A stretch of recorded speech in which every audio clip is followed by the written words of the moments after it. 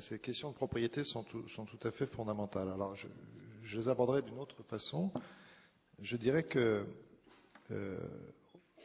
ce qui est nécessaire, c'est une redéfinition des frontières entre le marché, ce qui peut être traité par le marché, et puis ce qui doit être traité de manière différente, de manière, disons, collective. Alors, ça peut être l'État, mais ça peut être aussi d'autres formes de production collective, etc. Et que cette redéfinition des frontières est exigée par le fait que nous avons de plus en plus besoin de biens publics, mais au sens où la théorie économique définit un bien public.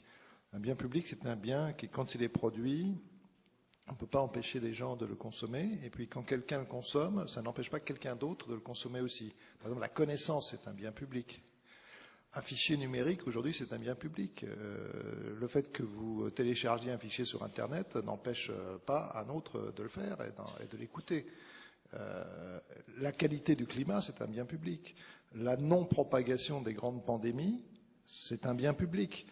Et l'économie sait très bien depuis toujours que les biens publics ne peuvent pas être produits dans le cadre d'une activité privée coordonnée par le marché. Et il faut d'autres systèmes pour les produire.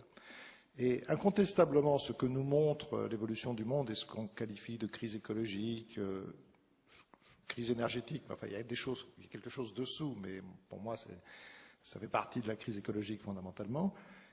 Ce que montre aussi l'évolution de la technique, tous les débats autour de la loi Hadopi, l'exemple de ces vélos collectifs qu'il y a ici ou là, tout ça nous montre que nous avons besoin de redéfinir les frontières entre ce qui peut être produit et réparti par des mécanismes de marché avec des acteurs privés et ce qui doit l'être différemment. Là, ça c'est une tendance fondamentale aujourd'hui et on n'a pas fini de voir des évolutions dans ce sens sous l'effet, de l'évolution technique, tout ce qui est fichiers numériques, etc., et sous l'effet de la globalisation.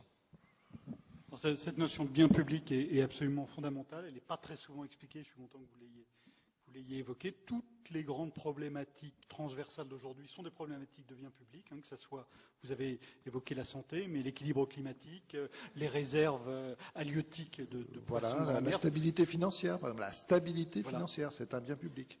Et c'est un thème qui était assez largement disparu du débat de politique économique ces dernières années. Et l'un des rares avantages de la crise, c'est qu'il fait revenir ce débat assez fort. Et dans le prix Nobel d'économie qui a été décerné cette année, c'est aussi des auteurs qui ont réfléchi sur cette notion de bien public.